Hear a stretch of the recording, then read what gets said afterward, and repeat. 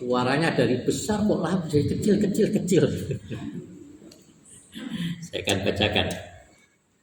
Karena jikalau kamu mengampuni kesalahan orang, Bapamu yang di surga akan mengampuni kamu juga. Tetapi jikalau kamu tidak mengampuni orang, Bapamu juga tidak akan mengampuni kesalahan. Gitu. Kita sudah sering mendengar ayat ini. Tapi seberapa dari kita yang sungguh-sungguh melakukannya? Yang sungguh-sungguh mementaati kehendak Tuhan dalam hidup kita? Saya beberapa hari yang lalu melayani seseorang jauh. Kita di Jakarta mendoakan orang yang jauh. Orangnya di Kupang sana. Dia menderita penyakit jiwa itu kalau di dalam ilmu kejiwaan sekresionesia. Ya. Itu Ibu Likit bisa berbicara lebih baik dari saya. Apa tadi itu? Sekresionesia. Ya. Ya oke lah. Jadi dia sering mendengar suara-suara dalam pikirannya. Ya. Menyebabkan dia menjadi dipenuhi dengan ketakutan, kekhawatiran, takut anaknya meninggal, dan dia sendiri merasa ingin bunuh diri dan macam-macam. Ya, sudah ditangani oleh dokter jiwa, pergi kemana-mana untuk berobat dan didoakan, tidak ada kesembuhan. Saya melayaninya dari Jakarta ke Kupang sana. Tuhan itu nggak bisa dibatasi oleh waktu, Tuhan tidak bisa dibatasi oleh jarak. Ya. Saya melayani juga seorang yang lain, saudara, dengan penyakit yang berbeda. Nah, Bapak Ibu Saudara, seringkali yang terjadi permasalahannya yang menghambat kita memperoleh kesembuhan, menghambat kita menerima kebebasan, menghambat menerima kita pemulihan, itu adalah masalah. Jikalau kamu tidak mengampuni orang, Bapamu juga tidak akan mengampuni kesalahan. Kan di 1 Yohanes 3 ayat 15 dikatakan, orang yang membenci saudaranya adalah pembunuh manusia. Dan seorang pembunuh tidak memiliki hidup kekal di dalam diri. Luar biasa ya. Tapi saya lihat banyak orang Kristen, banyak orang percaya, banyak mereka yang mengklaim dirinya mengikuti Yesus. Bahkan pelayan Tuhan, pendeta sekalipun, tetap bersikukuh untuk menyimpan kebencian, menyimpan kekecewaan, menyimpan luka-luka.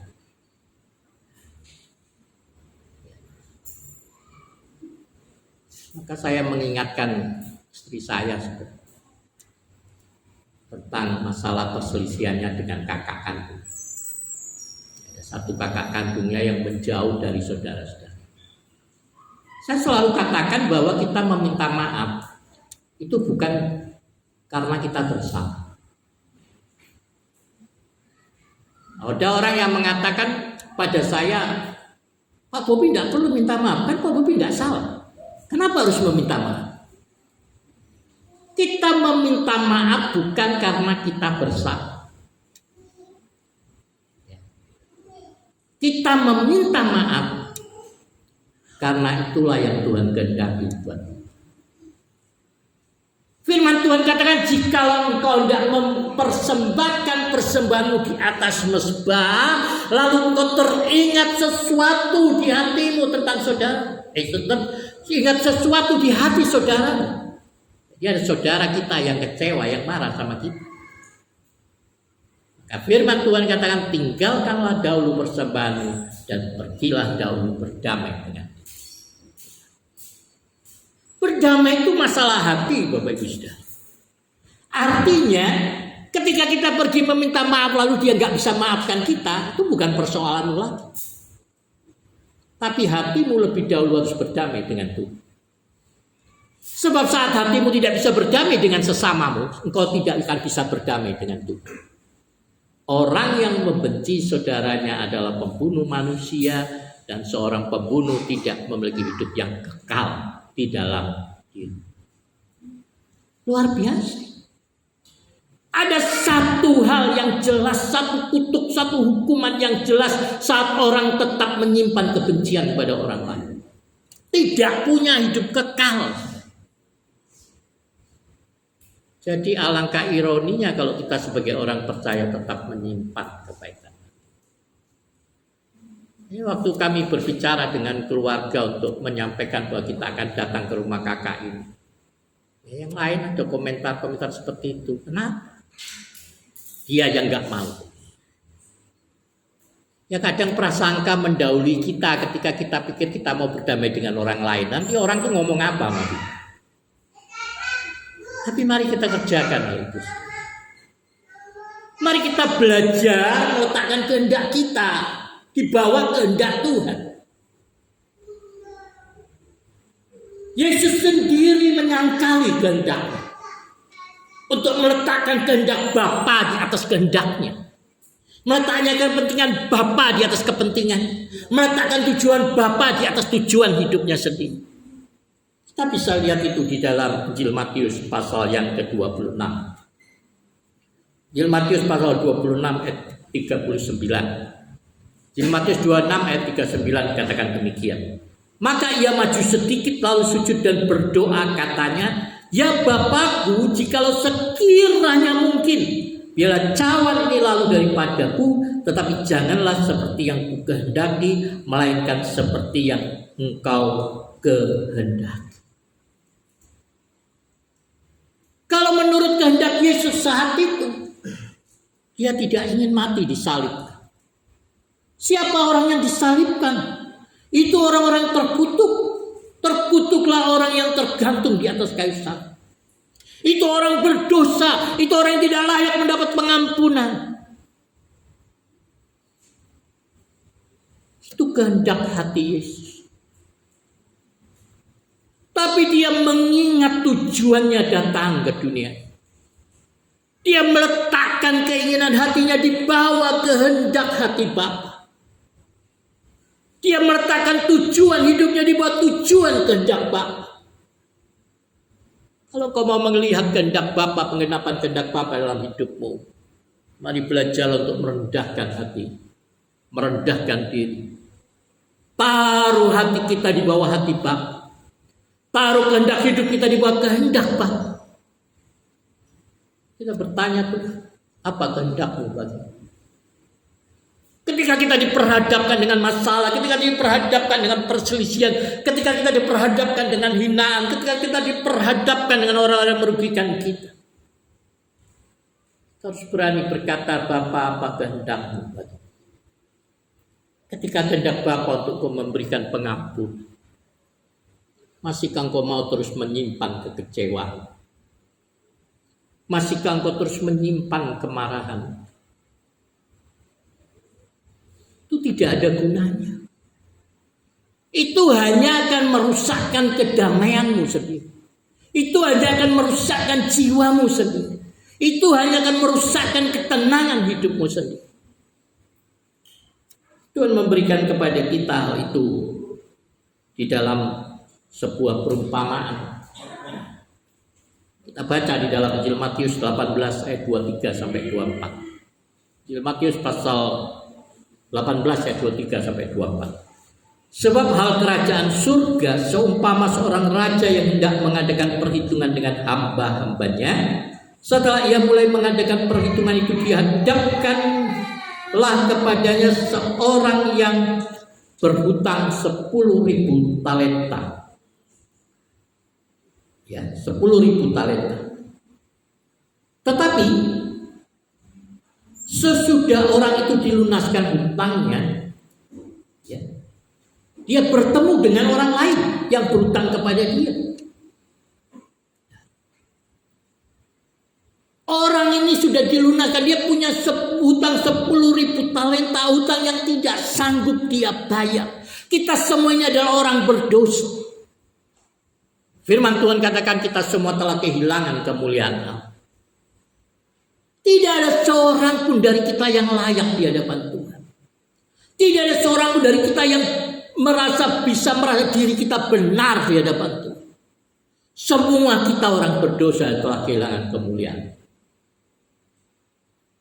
Tapi terpujilah Tuhan. Oleh karena Yesus yang mau meletakkan kehendaknya di bawah kehendak Bapa, Yesus mau menjadi orang yang dikutuk ganti kita. Yesus menanggung, memikul segala beban dosa, menanggung semua penyakit kita di atas kayu salibnya. Kutuk atas dosa yaitu kematian, maut telah dipikul oleh Yesus di atas kayu salib. Yesus berkata oleh bilur-bilurnya, firman Tuhan kita katakan itu, engkau sudah sembuh. Tetapi betapa sering kita sendiri yang melukai diri kita. Kita sendiri yang lebih senang untuk meletakkan diri kita di bawah penghukuman, di bawah kutuk dosa itu. Oleh karena kita tidak mau mengampuni saudara kita. Ketika orang ini melihat orang yang berhutang kepadanya, hutang yang sangat kecil, hutang yang sedikit, dia justru ketika orang ini memohon pengampunan, bahkan mungkin saat orang juga tidak memohon pengampunan, kita harus tetap mengampuni. Tapi yang dilakukan, dia menjebloskan orang ini ke dalam penjara. Sehingga tertulis dalam Matius 18 ayat 32 sampai 33. Matius 18 ayat 32 sampai 33. Raja itu menyuruh memanggil orang itu dan berkata kepadanya, hai hamba yang jahat, seluruh hutangmu telah kuhapuskan karena engkau memohonkannya kepadaku. Bukankah engkau pun harus mengasihi kawanmu seperti aku telah mengasihani? Ya. Kita sudah diampuni. Maka Tuhan katakan kepada kita, kita harus mengampuni orang lain yang bersalah kepada kita. Ketika kita tidak mau mengampuni, apa yang terjadi? Di dalam Matius diteruskan ayat yang 34. 18 ayat 34. Maka marahlah tuannya itu dan menyerahkannya kepada Al-Guju sampai ia melunaskan seluruh hutang. Saudara, ketika engkau terus menyimpan kepahitan hati, luka-luka hati, kekecewaan, kebencian, maka percayalah engkau tidak akan pernah mendapatkan ketenangan dalam pikiran. Saya bilang cepat atau lambat, semua kebencian akan jadi kanker dalam tubuh saudara. Ketika saudara tidak mau memberikan pengampunan.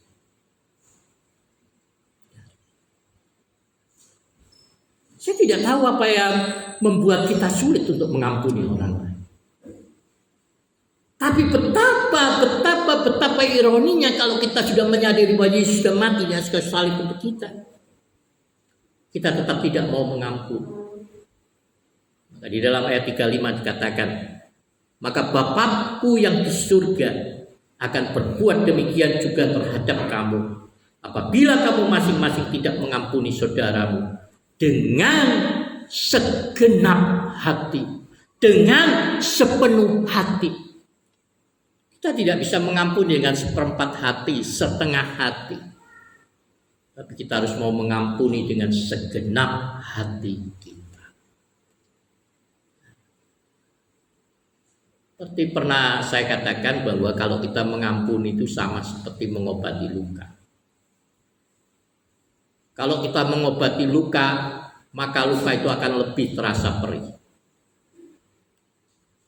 Waktu kita terluka, sebentar aja rasanya luka itu nggak perih. Tapi ketika kita obati, luka itu menjadi lebih perih. Setiap kali mengobati, kita mengulang lagi rasa sakit. Tetapi kita tidak boleh berhenti mengobati sampai luka itu menjadi kering. Sehingga ketika luka menjadi kering dan berbekas sekalipun, itu tidak akan lagi menimbulkan rasa sakit. Kenangan itu tidak akan mungkin kita lupakan. Hal-hal yang melukai hati kita seringkali nggak bisa kita lupakan. Tapi kita bisa mengingatnya tanpa rasa sakit. Itulah pengampunan. Kita harus memperkatakan pengampunan itu. Saya membawa orang itu untuk, dan siapapun yang ketika dia mau menerima kesembuhan, untuk memberikan pengampunan, memperkatakan pengampunan bagi orang yang melukai. Maka saya percaya hal itulah yang menyebabkan istri saya dipulihkan. Ke dokter tanggal 19 datang sore malam kami langsung ke rumah sakit. Lalu diputuskan untuk pemeriksaan radiologi. Oh, tanggal 27, jadi minggu depannya baru bisa. Antriannya sampai di sini. Tapi waktu saya bilang, saya bayar umum, bukan BPJS, langsung berubah. Oh, besok pagi bisa, Pak. Kalau bayar bisa besok pagi. Kalau BPJS tanggal 27. Kami membayar. Dokternya hanya ada 2 kali dalam 1 minggu, Selasa dan Kamis. Jadi nunggu pemeriksaan, besoknya lusanya ke dokter lagi. Lalu dokternya bilang, wah setelah dicek, puji Tuhan ya saudara, bersyukur, gak perlu operasi, cukup pasang korset saja. Tapi periksa-periksa, kok kena kaget, kok ini yang saya suruh periksa nggak diperiksa? Apa? Arterinya yang dalam. Sebab berikan hasil radiologi sebelumnya dari PKT sana, itu bermasalah di vena dan arteri. Venanya udah sembuh, arterinya belum diperiksa, ternyata harus diperiksa. Kami bertanya gimana selanjutnya, ya harus dipasang balon seperti pas pemasangan ring pada orang sakit jantung. Balon yang akan membantu memompa darah yang sudah turun nggak bisa naik itu untuk memompa ke atas. Jadi semacam pemasangan ring pada orang penyakit jantung. Lalu ditanya, berapa dok biaya operasi? Dia katakan, saya nggak ngerti itu rumah sakit, tapi estimasinya sekitar 40 juta. Wah, dok, kalau 40 juta, kayaknya saya harus kembali ke Bontang dulu. Loh, kenapa kembali ke Bontang, Pak? Karena saya nggak punya uang 40 juta. Jadi saya harus pulang jual tanah dulu. Istri saya langsung ketawa, saudara. Jual tanah di Polybag yang mana? Lalu dokter tuh lihat saya bilang, kasihan ya Pak, jangan sampai jual tanah. Loh iyalah, udah ada biayanya ini. Jadi saya harus pulang menjual tanah. Jangan Pak, Bapak punya BPJS, punya yang KIS yang gratis, punya pemerintah. Oh bisa, nanti saya kasih surat rujukan. Bapak pergi ke puskesmas, bawa surat saya, nanti minta surat pengantar. Tuhan, ambil ke Klaten suratnya, karena ada teman bidan di sana. Kita ke sana. Lalu dirujuk ke rumah sakit Pantirini. Pantirini katanya dokter di puskesmas harus diperiksa lagi ulang, baru nanti kalau dia nggak sanggup dirujuk lagi ke Pantirini. Tapi puji Tuhan, Tuhan kasih kemudahan. Di Pantirini langsung saya bilang, ini disuruh dokter Pantirapi ke sini minta surat rujukan. Dia langsung nggak pakai periksa, bikinkan surat rujukan dan kami boleh langsung kembali ke Pantirapi. Gitu. Jadi akhirnya BPJS-nya nggak kepake sama sekali. Kenapa? Puji Tuhan nggak jadi operasi. Baru stadium 1 katanya, sudah tampak normal. Jadi cukup pakai korset dan obat jalan. Puji Tuhan.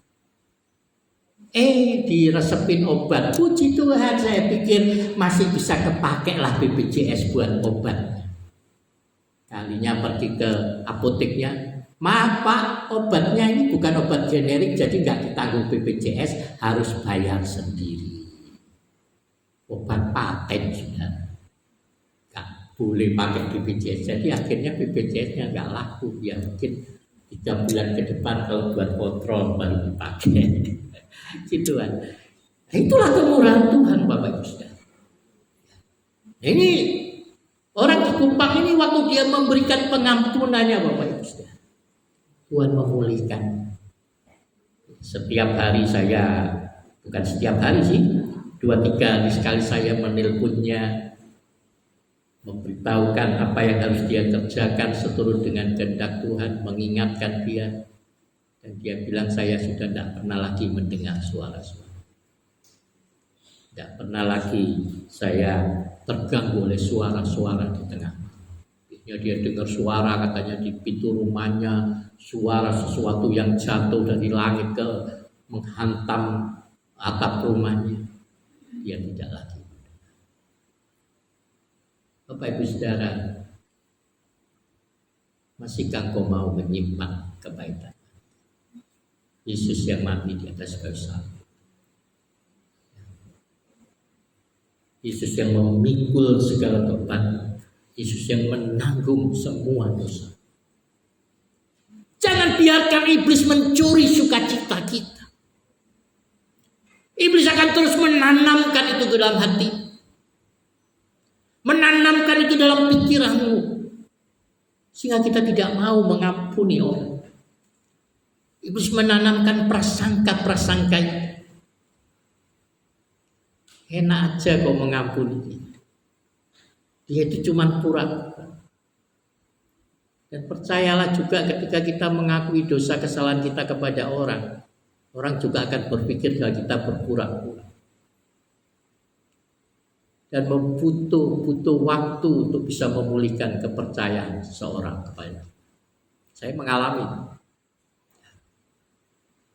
Jadi ketika hal yang baik yang kita kerjakan ini membuat orang justru berprasangka buruk, kita nggak boleh kecewa dengan hal itu. Kita tidak boleh menjadi patah hati kita. Lalu pikir, percuma juga saya mengampuni dia. Buktinya juga tidak ada perubahan sikapnya mas saya.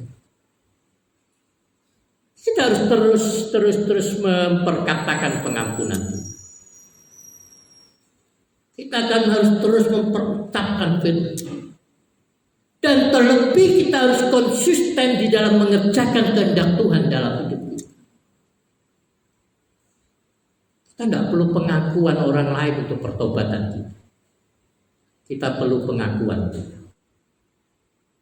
Tapi saya percaya ketika kehidupan kita berbuah, maka pada akhirnya orang akan melihat buah yang ada pada kita. Semua diperlukan waktu untuk membuktikan buah apa yang kita punya. Waktu akan membuktikan apakah kita tulus hati dengan pertobatan kita. Tidak ada segala sesuatu yang berlangsung secara instan, Bapak Ibu Saudara. Semuanya butuh waktu untuk membuktikan. Jadi saya bersyukur dan saya percaya itu juga karena dukungan doa Bapak Ibu Saudara, sehingga itu gembala boleh dipulihkan. Terima kasih untuk semua dukungan dalam doa. Tuhan memberkati Bapak Ibu Saudara. Tetapi kamu, firman Tuhan katakan, balikan ingatkan kepada kita, jikalau kamu tidak mengampuni orang, Bapamu juga tidak akan mengampuni kesalahan. Mari kita belajar untuk mempercayai Yesus sepenuhnya. Mari kita belajar untuk memikul kuk yang Tuhan bebankan kepada kita. Ketika kita mau menerima sesuatu, kita harus lebih dahulu melepaskan sesuatu. Apapun itu, ketika kita mau menerima, kita harus dulu melepaskan. Kita akan menuai ketika kita berani untuk menang. Kita mau menerima pengampunan, kita harus melepaskan dahulu pengampunan. Kita harus melepaskan beban itu. Kalau kita mau menerima kelegaan, kita tidak akan mungkin menerima kalau kita mempertahankan. Firman Tuhan kita mengatakan hal ini. Berilah maka kamu akan diberi satu takaran yang baik, dipadatkan, digoncang-goncangkan, karena aku jatuhkan di dalam aku. Berilah, maka baru kita akan diberi. Saya bersyukur bahwa Tuhan memberikan banyak kami kemudahan di Jogja. Tuhan persiapkan orang-orang untuk menolong kami di sana. Semua kemurahan Tuhan boleh kami rasakan. Kita akan menjadi anak-anak Allah di surga ketika kita mau memberikan pengampunan. Di dalam Injil Matius pasal 5 ayat 44 sampai 45 dikatakan. Injil Matius pasal 5 ayat 44 sampai 45. Tetapi aku berkata kepadamu, kasihlah musuhmu dan berdoalah bagi mereka yang menganiaya kamu. Ya. Itu ayat 45, 44-nya belum itu di situ ya. Karena dengan demikianlah kamu menjadi anak-anak Bapamu yang di surga, yang menerbitkan matahari bagi orang yang jahat dan orang yang baik, dan memberikan hujan bagi orang yang benar dan orang yang tidak benar. Kasihlah musuh dan berdoalah bagi mereka yang menganiaya. Ampun. Kita mengingat kisah Ayub. Ayub mengalami begitu banyak penderitaan, ujian, cobaan. Saat Ayub di dalam akhir-akhir dari pergumulannya, dia baru menyadari tujuan Tuhan. Baru terlihat tentang iman Ayub. Iman yang sesungguhnya dari Ayub. Tentang kesalehan yang Ayub kerjakan. Betapa ternyata Ayub mengerjakan kesalehan dalam rasa takut. Takut ini apa? Bukan takut karena menghormati Tuhan, tapi takut yang benar-benar takut. Takut akan hukuman Tuhan. Kalau dia tidak mengerjakan kehendak Tuhan dengan sempurna.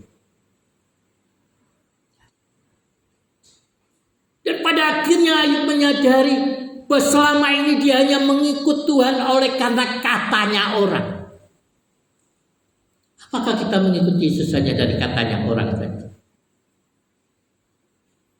Ataukah kita mengikuti Yesus karena kita memiliki pengalaman pribadi dengan Yesus? Tuhan mengizinkan masalah, pencobaan, pergumulan ada dalam hidup kita untuk membuat saudara mengalami pertolongan Tuhan secara pribadi. Tuhan izinkan untuk kita bisa berserah kepada kehendak Tuhan, menundukkan diri kita kepada kehendak Tuhan. Tuhan akan izinkan masalah yang sudah disebut sebagai pencobaan dan ujian itu akan datang dalam hidup saudara. Tapi mengapa kita harus menunggu masalah itu datang sebelum kita berserah kepada kehendak Tuhan? Mengapa kita harus menunggu ujian datang untuk membuat kita merendahkan diri kita di hadapan Tuhan? Yesus mengasihi saudara dengan kasih yang kekal. Yesus mengasihi kita lebih dari segala-galanya. Apapun kondisi saudara, apapun keadaan saudara saat, Yesus mengasihi. Dia mati di kayu salib. Haleluya. Mari jangan gelisah hati saudara. Jangan biarkan saudara iblis menggelisahkan hati. Tapi percayalah kepada Yesus. Percayalah kepada Bapa.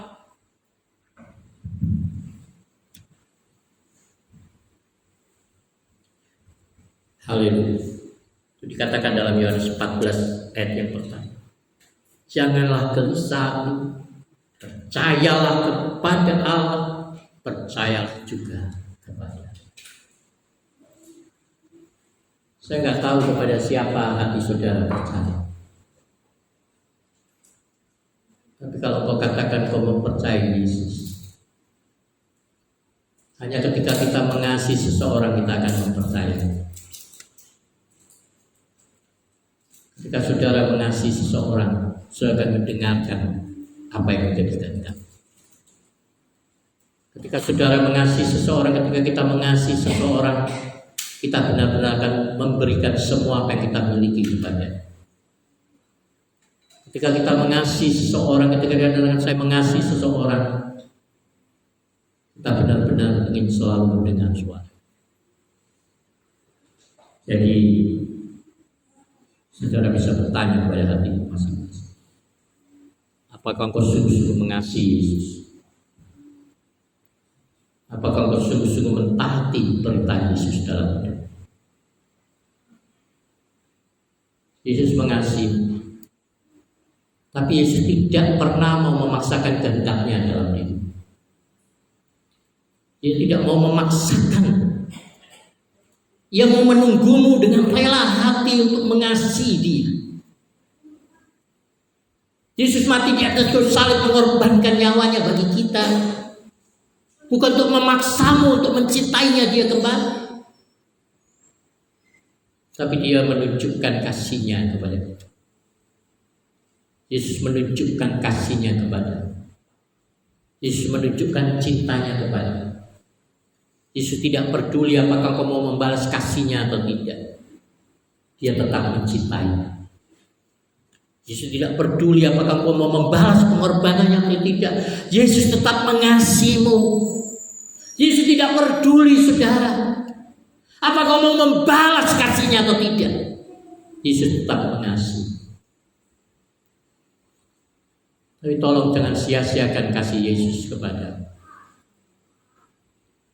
Maka seperti pada Yosua dikatakan, saat Yosua mengatakan pada orang Israel, aku memperhadapkan kepada pilihan. Apakah engkau mau mengikuti, mengasihi Tuhan atau tidak? Tapi aku dan keluargaku akan mengasihi. Maka biarlah masing-masing kita berani berkata kepada Tuhan, biarpun semua orang lain tidak mengasihimu, aku akan tetap memilih untuk mengasihi. Aku akan tetap memilih untuk mengikuti perintahmu. Aku akan tetap memilih untuk melakukan kehendak. Maka sungguh-sungguh saya berkata hari ini, kalau saudara masih mau menyimpan kekecewaan, kebencian, luka hati, jangan ambil perjamuan kudus ini. Karena firman Tuhan katakan ketika kau mengambilnya dengan terus menyimpan luka hati, itu justru akan mendatangkan kutuk dalam tubuh. Jadi tolong bagi siapapun yang terus menyimpan luka hati, tidak mau mengikuti kehendak Tuhan, tidak mematuhi perintah Yesus. Tadi malam saya bermimpi satu mimpi yang mengerikan. Saya bermimpi tentang akhir zaman, tentang manusia yang dikloning untuk tujuan pengobatan. Saya bermimpi tentang antikris yang memaksakan pemerintahan atas dunia. Saudaraku, Yesus tidak lama lagi akan datang. Masa-masa di depan kita bukan masa-masa yang menyenangkan. Beban yang harus kita pikul akan jauh lebih besar daripada beban orang dari segala jalan. Kalau hari ini kita tidak sungguh-sungguh siap menyerahkan hidup kita kepada Tuhan, saya pikir tidak akan ada waktu. Hari ini kita diperhadapkan dengan pilihan. Maukah engkau untuk mengasihi Yesus? Maukah engkau sungguh-sungguh mengasihi Yesus? Engkau mau melakukan kehendak Yesus dalam hidup? Maukah kita merendahkan diri kita, hati kita di depan, menundukkan hati kita untuk meletakkan kehendak Yesus di atas kehendak kita, meletakkan tujuan Yesus di atas tujuan kita, meletakkan apa yang menjadi mau Tuhan di atas semua apa yang kita inginkan. Mari kita berdiri.